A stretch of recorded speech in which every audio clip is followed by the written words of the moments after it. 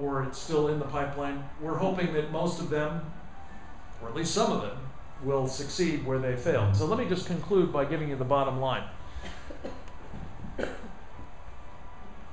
Somebody has a hell of a tone there.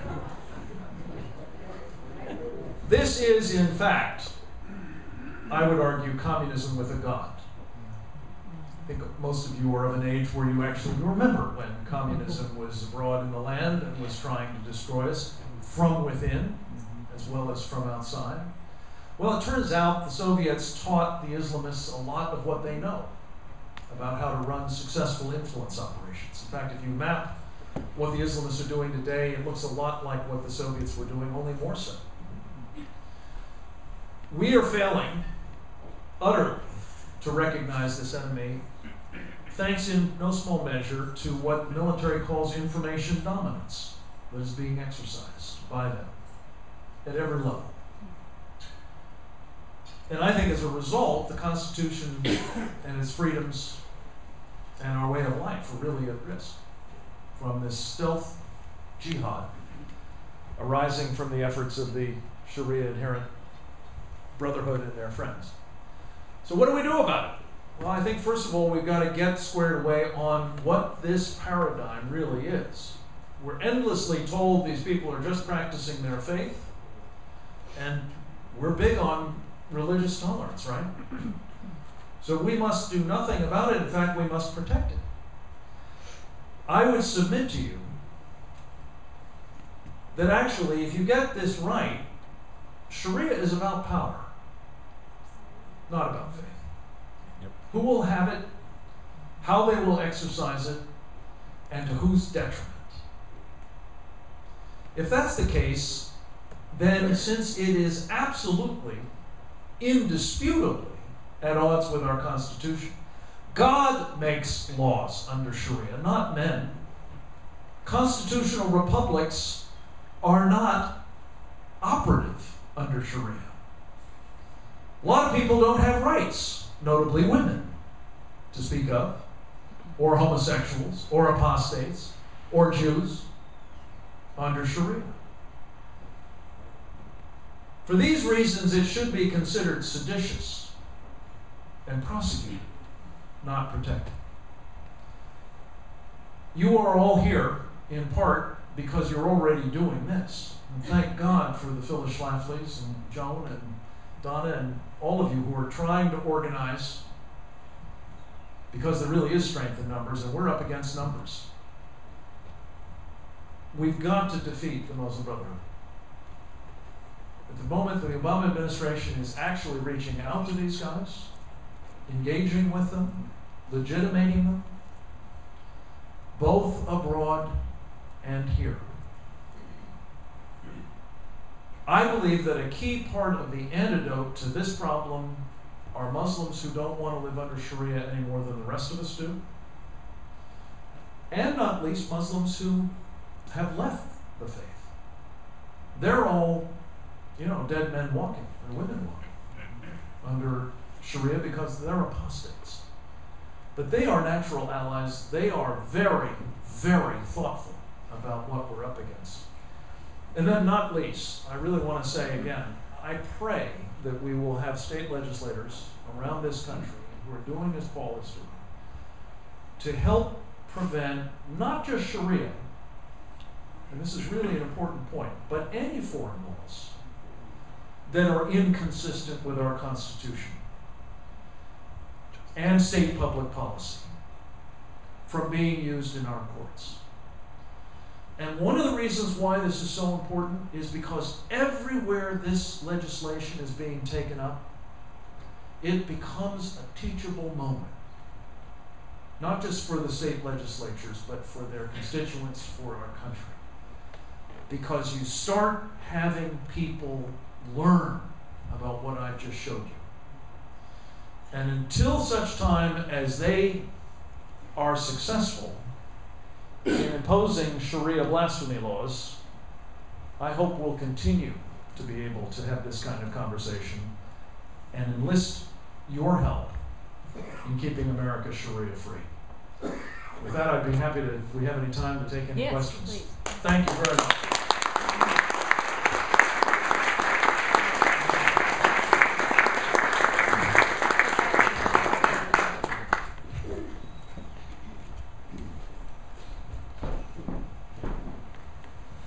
I am Dr. James Knowlton, and back a few years ago, Newt Gingrich had a contract with America, and he invited all the delegation, the Republican delegation, and the nominees there for the signing of that contract. Well, I was there. I signed the contract. Anybody doubts it? I'm one of the few people with Sonny Bruno, my pictures on the back cover that booklet. Grover Northcross was a very, very popular lobbyist there, appealing to those of us who have a problem with taxation. But since that time, I've heard of Brother Grover, not only from you but from other sources, that he not only has fallen from grace in that area, but in other areas. So sometimes people get in a position of leadership and they use that. I don't know if that was his motive at the time, but they use that to advance their cause. Now, my question to you, how many years has it been known that Grover has been aligned with this group that you mentioned? Can I get that mic back? Oh, yes. Thank you.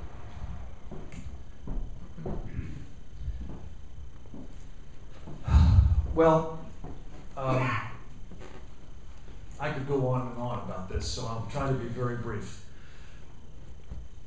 This started in 1999 when I happened to co-locate with Grover.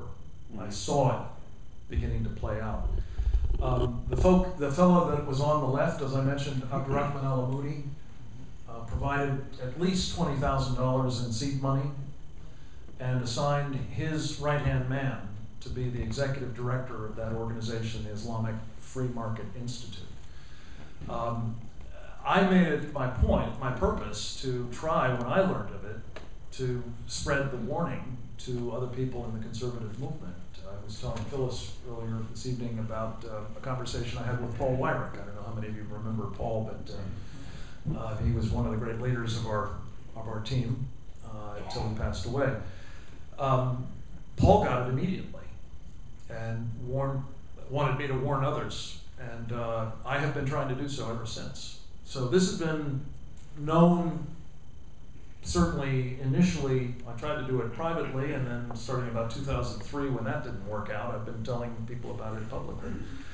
I don't think the problem here is that people are unaware as much as they simply don't want to contemplate the implications or do anything about it.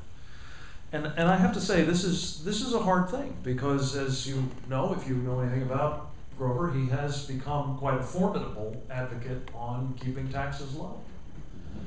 He has a Wednesday meeting in Washington that is a gathering place for conservative activists, and sponsors meetings like it, or works with others who are having meetings like it elsewhere around the country. You'll hear a lot about this in the next few weeks as the Super Committee does its business, with some bearing on whether there will be increases in taxes or not. You'll hear about specifically the pledge, which Grover has extracted promises from mostly Republicans, I think, at this point. I don't know if you've signed it yet, but most people have, that they will not raise taxes under any circumstances. And that is the stick which is being used to beat many of them. Now, I will tell you one important development. About a month ago now, Congressman Frank Wolf, a very senior member of the House of Representatives, Republican from my neck of the woods in Virginia, went to the House floor and made what he called a statement of conscience, in which he said, this is wrong. What's going on here is wrong, specifically with respect to the Muslims, but he also mentioned several other problematic relationships and conduct on Grover's part. I want to simply tell you, from my perspective, what we have here is, I think, an influence operation that is being run with devastating effect. It has been since 1999, and it is continuing to this day. In fact, Phyllis and I were in San Francisco with Grover about a month ago now.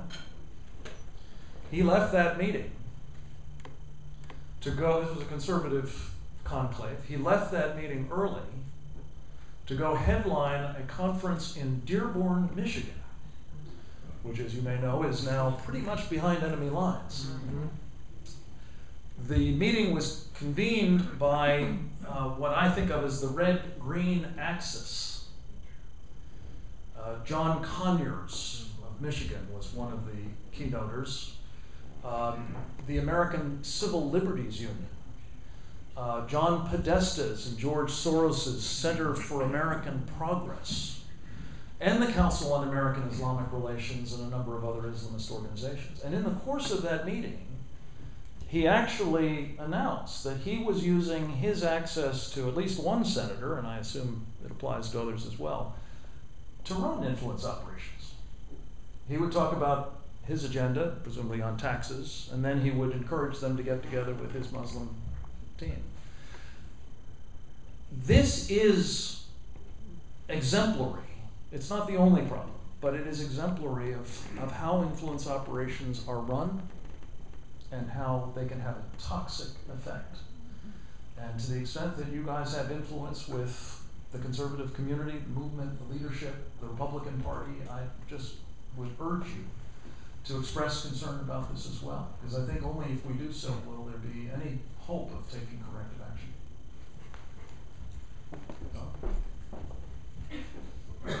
Frank, you mentioned when you do the list of all the front organizations that the Muslims are involved in, the very first one was the Islamic Society of North America.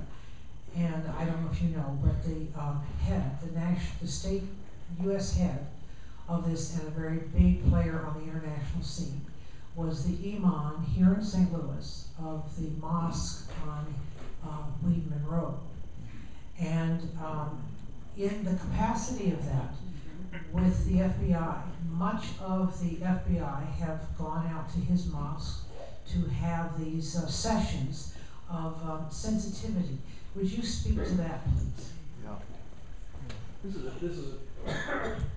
This is a really key point.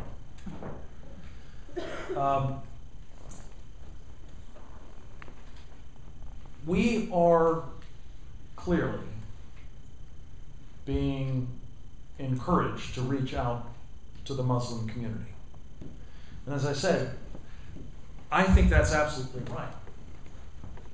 The problem is that what we have been doing, in part thanks again to Grover's efforts during the previous administration, is we have been exclusively, as a government, reaching out to the leadership of the Muslim American community. That is a leadership group for basically one reason and one reason only. And that is that through some of those organizations that I mentioned, notably the North American Islamic Trust, the third group on that list, in the Muslim Brotherhood's own strategic plan,